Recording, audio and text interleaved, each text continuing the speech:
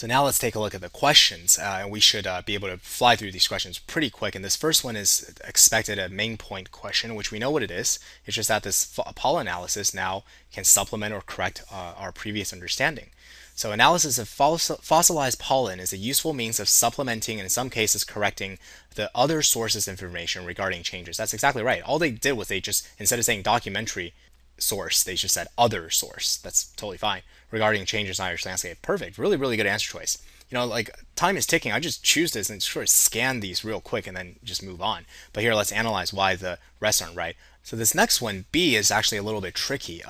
B says analysis of historical documents together with pollen evidence have led to the revision of some previously accepted hypotheses. Now, see, this is tricky because it's true. It's true. Like we take it's not like we just throw historical documents out, right? But it is, we take historical documents, we take pollen evidence together, we revise some previously accepted notions, but it's not the main point. That's the key.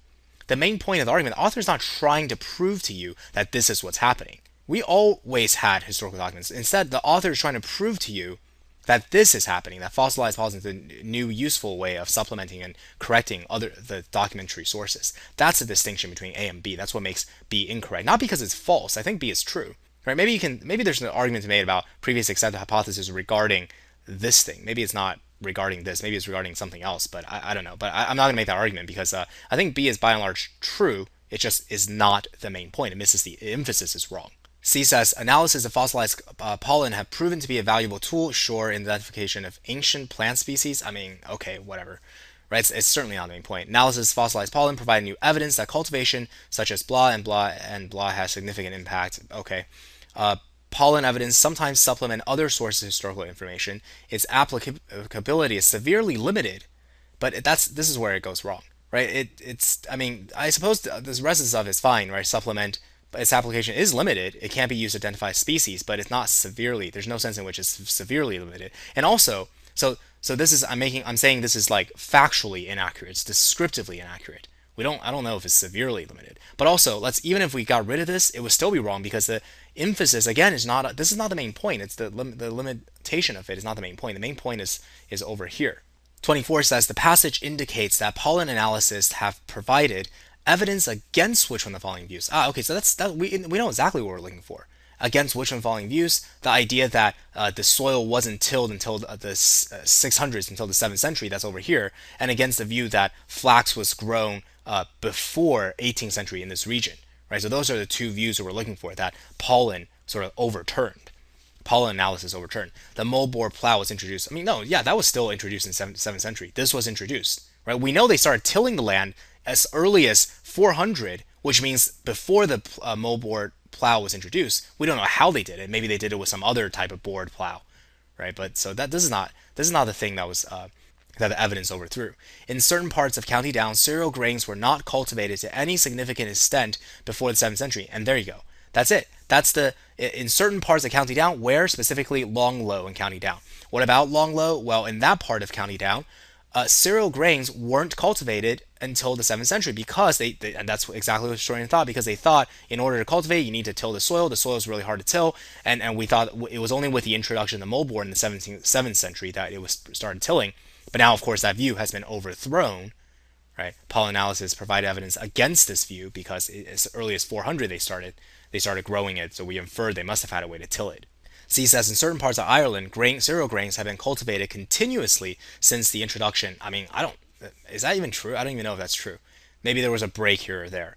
Cereal grain cultivation requires successful tilling of the soil. That's true, but this is not evidence. Pollen analysis did not provide evidence against this. We take this as true to infer that it must have been that in as early as 400 that tilling began.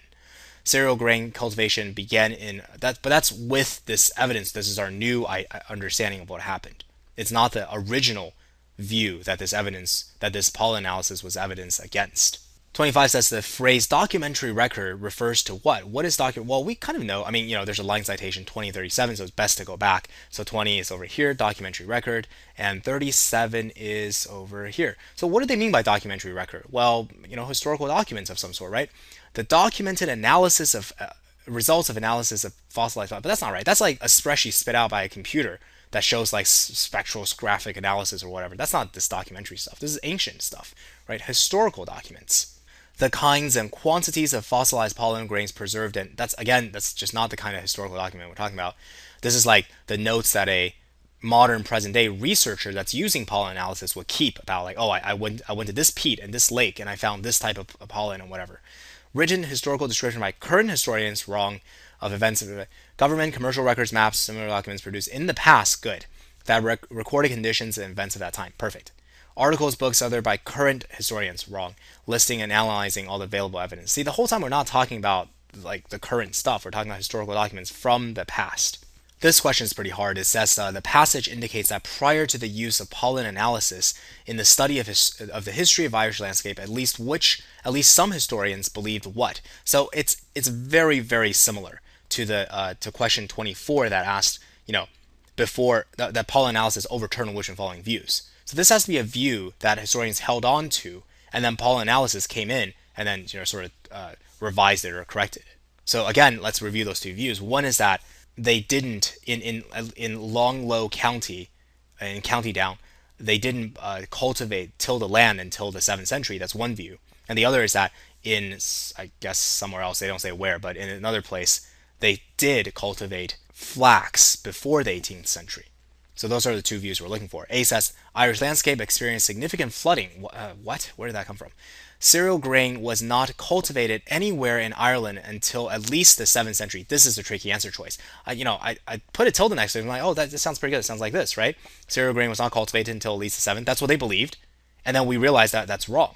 But see, I put a tilde because I wasn't sure, because I was really not comfortable with not cultivated anywhere. Because I remember reading this like weird name, Long Low County. So I know that if it didn't say anywhere, if it had just said cereal grain was not cultivated in Long Low in Ireland until the 7th, then I would just choose it and be very confident. But because of this, I was like, I don't know.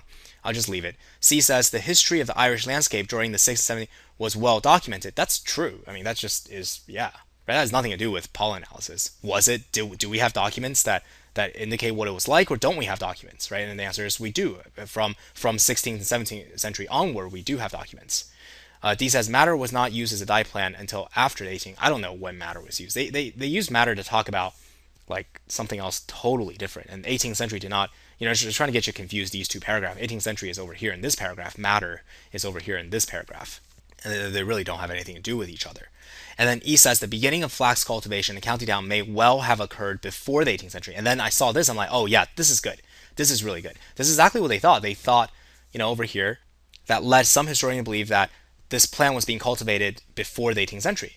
But then we realized that, hey, that's not the case. With pollen analysis, we realized that wasn't the case. And then I confidently eliminated B because I'm like, oh, well, this Long Low thing is exactly what it's about. We don't actually know whether historians believe this. We know that if you localize your discussion to Long Low, then we know historians believe that cereal grain was not cultivated until the 7th century in that place. But anywhere in Ireland, I don't know what historians believe about some other place in Ireland as it regards grain cultivation. 27 says, which one of the following most accurately describes the relationship between the second paragraph and the final? So the second paragraph is this paragraph, which contains our main conclusion about this new way of measuring, which is great. And then what's the relationship of that to the final? Well, you see, the final is just a qualification of that. Right? Yeah, this new analysis is great, this new method is great, but it just can't do everything. Right? So the second paragraph proposes a hypothesis for which a final offers a supporting example. This is more like the relationship of the second paragraph to like the third and fourth offering supporting examples, not the final one. The final paragraph describes a problem that must be solved before the method advocated in the second can be considered viable. But that's not true. The method advocated in the second, this analysis, is already viable. Sure, this problem needs to be solved if we want it to be more viable, but it's already viable. Right? The third and fourth paragraph tell you situations in which they're very viable. The final paragraph qualifies the claim in that the second paragraph makes. That's exactly right. Yeah, it adds some boundaries to it, right? It can't just be used for everything. D says the second paragraph describes a view against which the author intends to argue, and the final paragraph states the author's argument against that view, but that's totally wrong. Like, not even close. E says the final paragraph offers procedures to supplement the method described, but it doesn't. It talks about the limitations, but it doesn't tell you how you go about making that method better to like sort of overcome those limitations.